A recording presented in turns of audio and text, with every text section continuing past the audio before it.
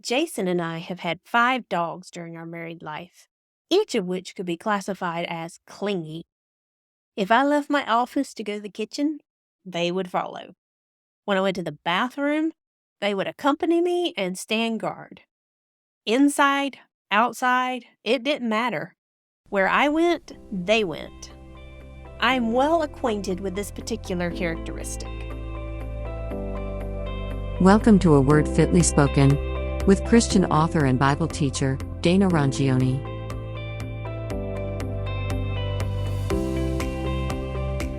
But Tess is a next-level Velcro dog. She is so in step with me that I often lose track of her because she's so close behind me that I can't even see her. When I go from room to room, she's rarely content to simply be in that room. Instead, she has to be touching me, whether sitting on my foot, leaning against my leg, or climbing in my lap.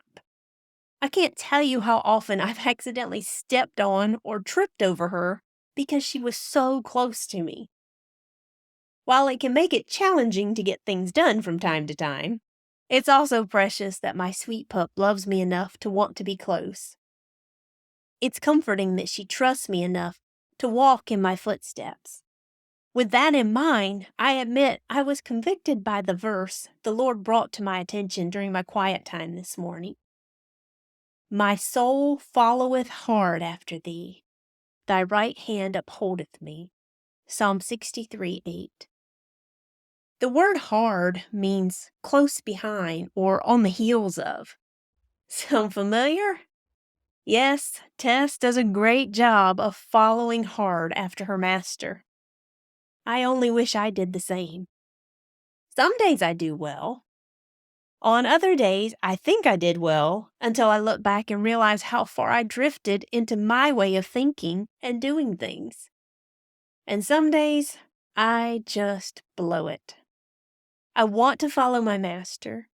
I desire to be so in step with him that he can't even see me because I've become one with him. I long to please him and do right. I want to be a Velcro person to my Lord and Savior. Fortunately, I have Tess to teach me how to proceed.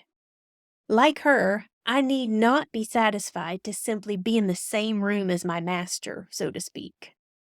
I need to be aware of him and in communion with him.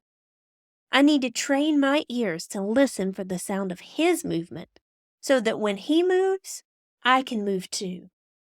And I must trust him enough to follow confidently in his footsteps, knowing he'll never lead me astray. Then, when it's time to be still, I need to learn to rest in his presence, leaning on him for strength, security, and comfort. Are you following hard after the Lord today?